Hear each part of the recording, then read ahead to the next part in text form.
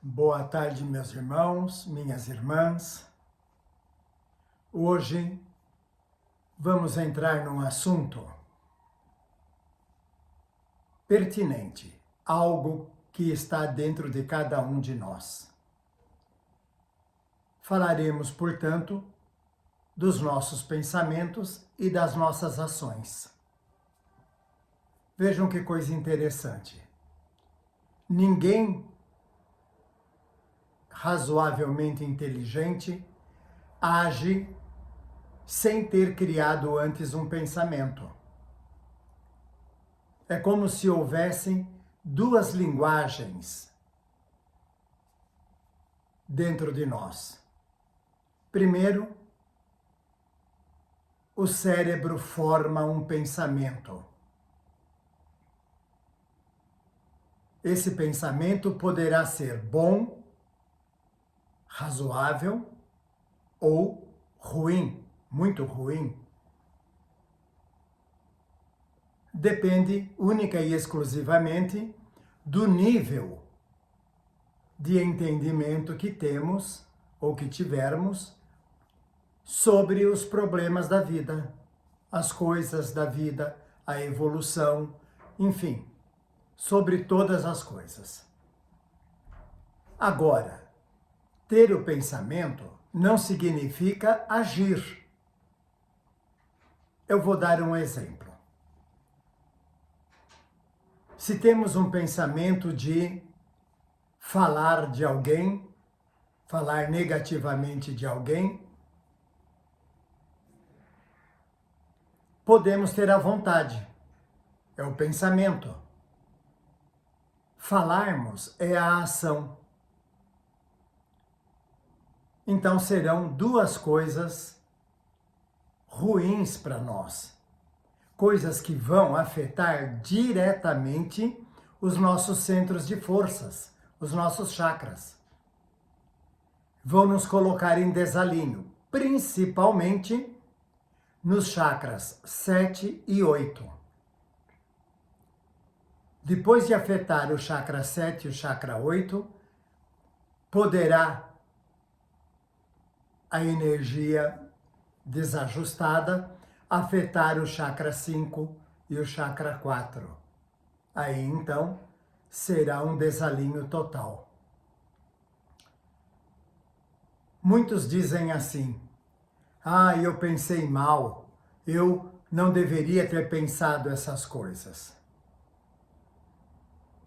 Para a racionalidade, devemos observar se a pessoa tomou alguma atitude, concretizou esses pensamentos através de formas de manifestação física. Se ele fez isso, coitado, ele precisará de muita paciência, de muito entendimento de quem observou, de quem ouviu, porque ele estará definitivamente, ou melhor, desculpem, estará por um longo período afetado por aquelas ideias, por aquelas ações. Se ele apenas pensou e não transformou o pensamento em ação, o dano será menor, porque terá ficado apenas no campo das ideias. Não houve manifestação física. Ele não falou nada e ele não fez nada. Materialmente falando. Ele poderia ter saído por aí falando isso, falando aquilo para um, para outro. Isso seria a ação promovida pela força do pensamento que ele criou, que foi gerado em seu estado mental. Como evitar essas coisas? Primeiro, termos um bom padrão emocional, vibratório, espiritual. Não deixarmos que pensamentos desagradáveis ganhem campo, tomem um corpo enorme dentro de nós, nos impulsionando a agirmos dessa ou daquela outra forma.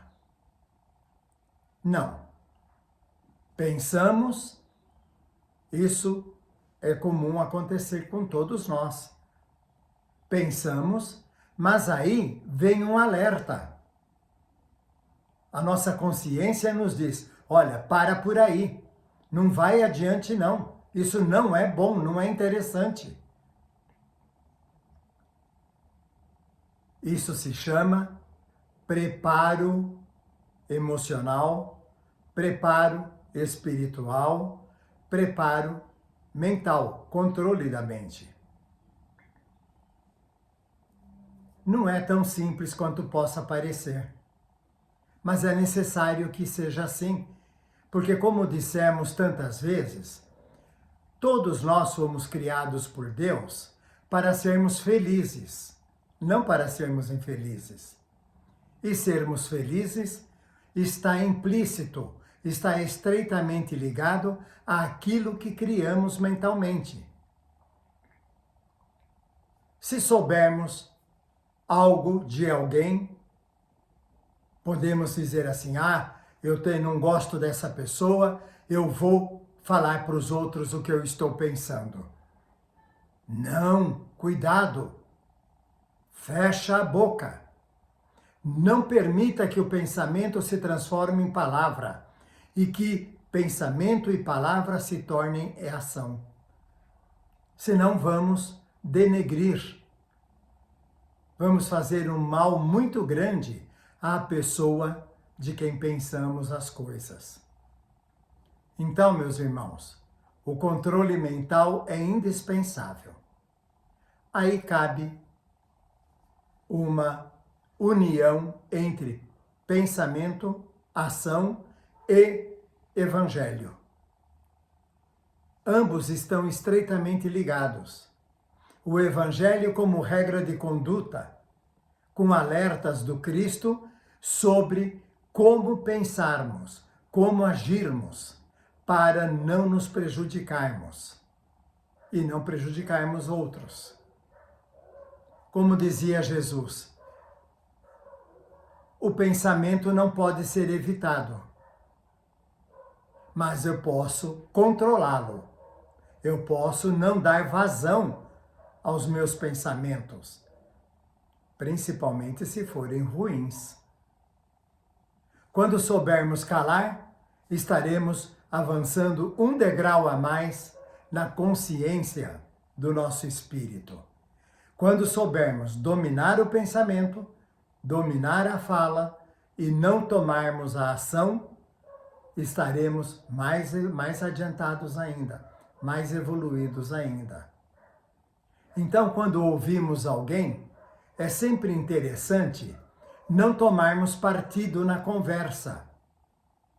Ouvirmos, deixarmos que os pensamentos sobre aquilo que está sendo falado sejam formados, e aí vamos fazer uma peneira, vamos fazer com que falemos apenas coisas que tragam benefícios para quem nos falou aquilo.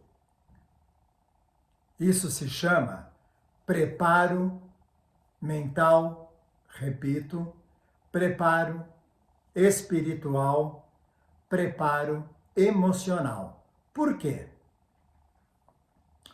Porque sofreremos o revés, o retorno daquilo que emitimos, se nos sentiremos infelizes, ficaremos adoentados fisicamente, ficaremos adoentados espiritualmente.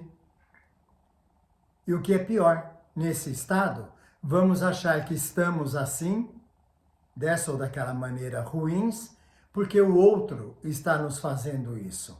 Não. Nós é que estamos. Essa é uma coisa muito interessante na relação entre homem e espíritos.